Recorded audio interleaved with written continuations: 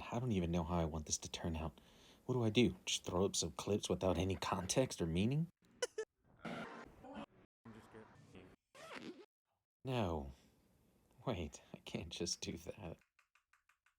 Unless I put clips at the beginning of the video without any context, then the audience member will want more later on because they have no idea what the hell they were watching.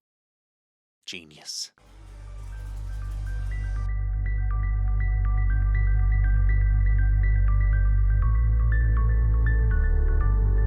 After traveling the streets of Japan for about 90 days and fulfilling all of the dreams of going to as many museums, thrift shops, hypebeast stores, and living off of jellies and other food from convenience stores, me and my girlfriend took the liberty of spending as much time in some of the major cities in Japan as we possibly could.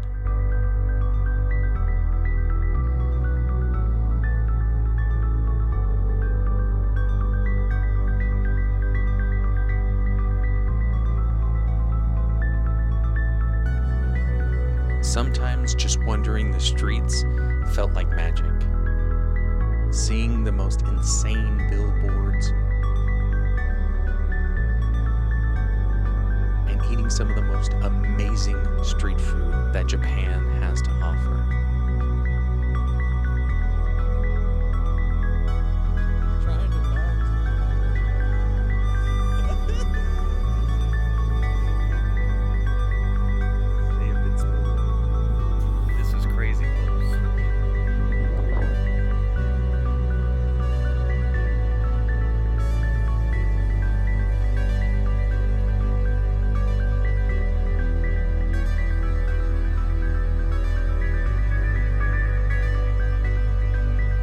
While staying in Kyoto, we also got to see some of the two most popular shrines, the Kiyo-Mizudera Shrine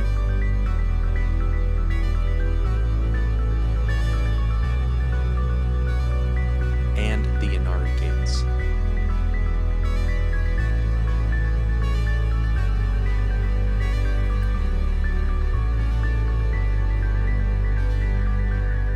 But before we wrap up, pack up, and go home, guys, I gotta tell you about the food. This, and even excited to try a $5 potato.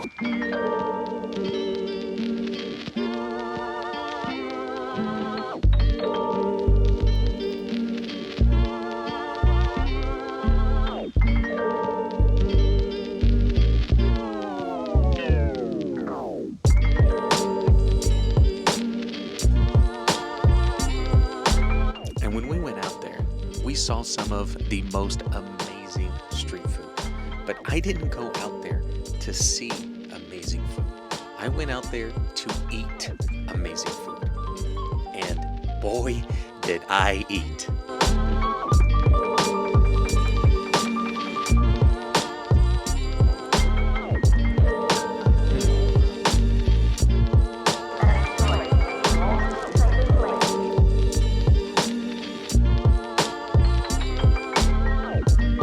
But I wasn't the only one eating that food.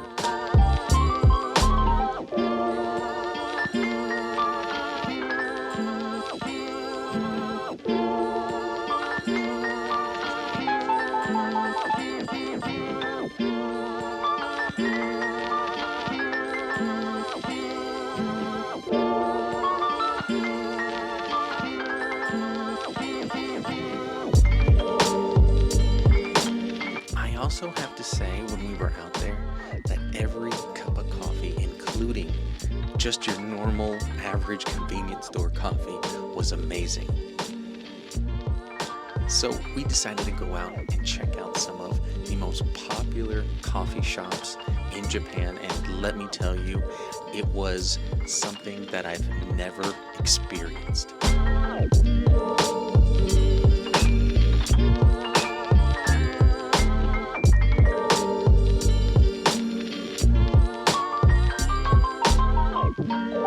That is the most interesting taste I've ever had in a coffee ever.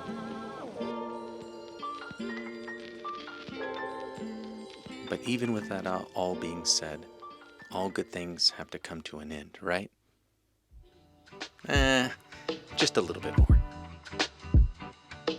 We were in Tokyo the last 30 days, and after being in Japan as a whole for 90 days, it felt like we were living there permanently, like we were residents, Japan had some sense of normalcy.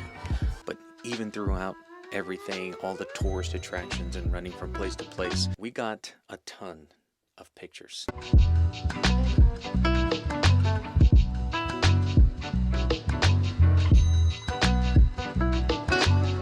If you want to check out some more of these, feel free to follow me on Instagram. I have a ton of these things, and this is probably like 10% of everything that we got in total. But just like every good dream, we had to wake up.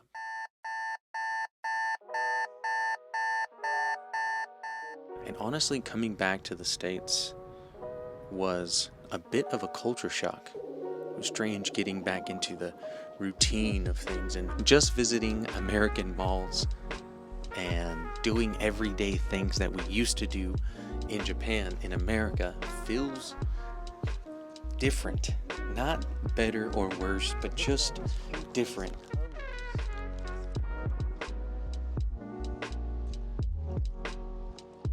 Grab these.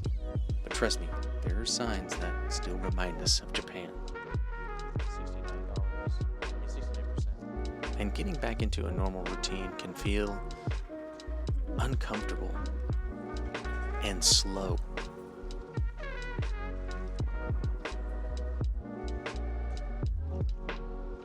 Today without feeling like but it also adds an unforeseen pressure. I mean, that's actually the type of pressure that prompted me to write this script, film this vlog, and record this audio that you're hearing right now.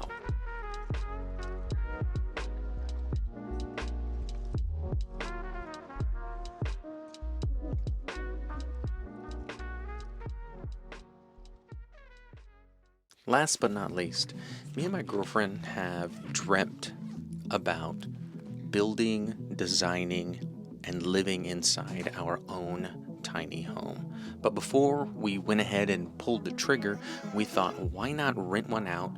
But not just for like a weekend or a week or anything like that, but for the next 3 months to try to not only live in the space, but figure out how we would kind of maximize every inch in here. So we decided to book this one in Houston.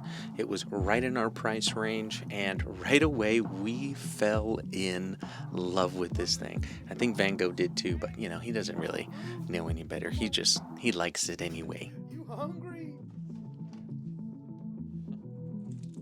But moving from place to place does have its disadvantages. It feels like every time we get somewhere, we have to pack and unpack our entire life. Now, the good thing about this is that we kind of get rid of all the clutter and we find out what we don't need very often, and it makes us very good at it. But while we've been staying here, all we can really do is think about how we would improve on this design, maximize our storage, and get creative. The cool thing is that this thing makes me feel really connected to the outside and gives it a weird, special, homey type of feeling. Now, I feel like I should say this, or my future content won't make any sense. When I was in Japan, I didn't have the luxury of working out and having a weight room with me 24/7 like I do here in the States. So I decided when I get back, I'm gonna push myself, get back into doing cardio, lifting weights, doing yoga, and trying to get my old body back, all while documenting the process and giving you guys some insight in the future here to not only my diet and how I kind of cut carbs, but also a lot of the workout process, the psychological stuff that goes beyond just working out, and share some of my favorite workouts like Insanity and turn it into like a video project in the future, but kind of giving some insight now to what's going on behind the scenes when I'm not really filming. And that's what leads us to present day, which is March 12th. Jesus, so late in the month already. March 12th? That's way more than a month. Yeah, I thought he said it was supposed to be a monthly vlog. Listen, I get it. The perfectionist in me has made this video, edited it, put it together, deleted it, edited, deleted, edited, deleted. Probably this video has been made probably like 4 times already. Even though I'm trying to follow the advice of all of the really great creators, right? They just say, hey, make content, put out your first 100 videos. They're gonna suck.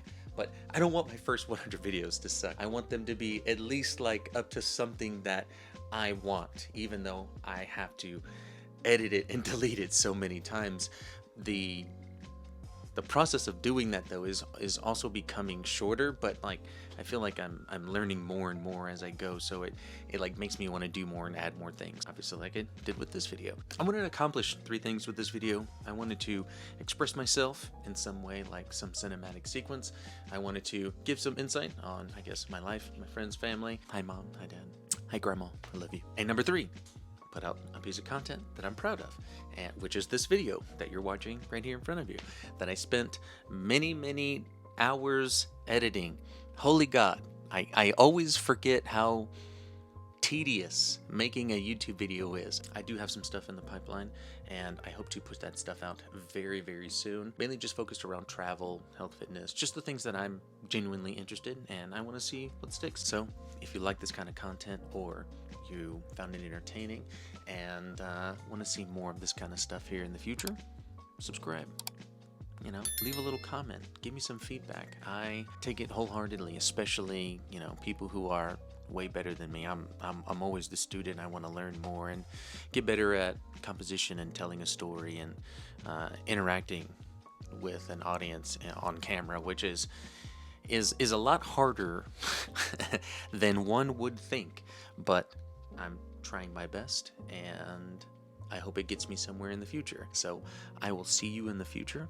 I can't wait to post more updates, give more stuff on where I am. Hopefully that vlog is different and it's not the same thing, but it's at the same quality. I want to try new things and kind of expand on what I do. Actually, I think I've said enough. I hope you enjoyed the video.